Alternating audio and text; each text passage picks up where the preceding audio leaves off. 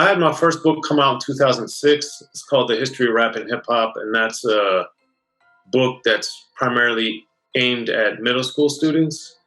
And it's a book that's mainly for school libraries for middle school ages to give them a summary overview of hip hop culture with a focus on rap, even though I talk about the other three main elements in some depth or some detail in the book. But that came out in 2006, so I was doing it really in 2005.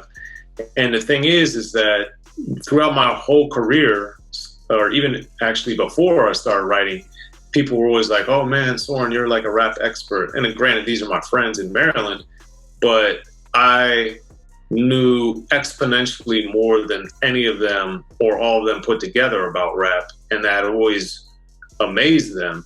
And it's because I just love it and studied it since I was 10. And then when I started writing, what I realized was that since I was in Maryland and when I went to college, I went to Xavier University in Cincinnati, Ohio, I was doing most of my stuff over the phone. So when I would call or talk to people, unless they knew I was at Xavier for whatever reason, and I guess I have a deep voice, they thought I was older.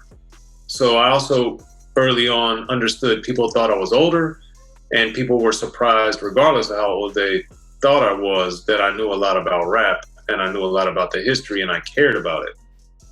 So early on, people were always like, "Oh man, you're going to write books," or "Oh man, you're going to end up being friends with all these artists because of how much you love them and you love their music and stuff." So I always got into this wanting to mainly be able to hang out and talk to these guys and the women and really understand the creative angles of their art.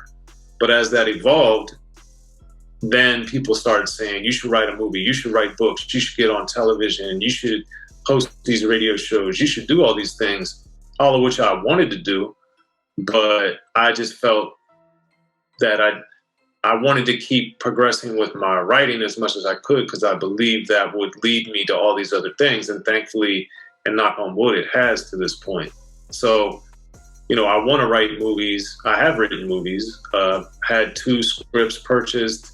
One of them has some momentum now, and I'm hoping that's going to go as a rap-related script.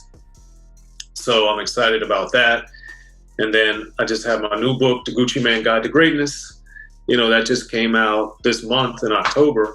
And then my other book that was just prior to that was The History of Gangster Rap. And those are my 2 most recent books. And I'm working on a couple more books right now.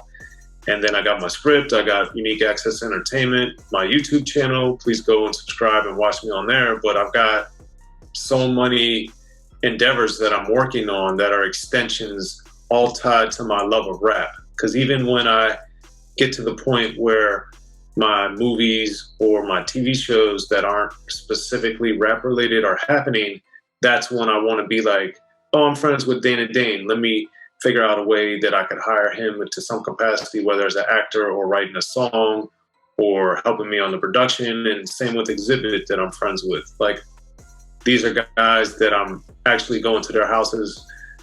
Our kids are playing together and all this stuff. So I want to, granted that both of them are way more successful and been at it longer than me, but I want to be able to reciprocate some of the love that they've given me, not only through Unique Access Entertainment on YouTube with interviews, but then to be able to actually get them paid in a new way or a different way by something that I'm behind on a creative level. And I'm excited for that day to happen because it's happened in some ways, but I want to do it on bigger, better scale.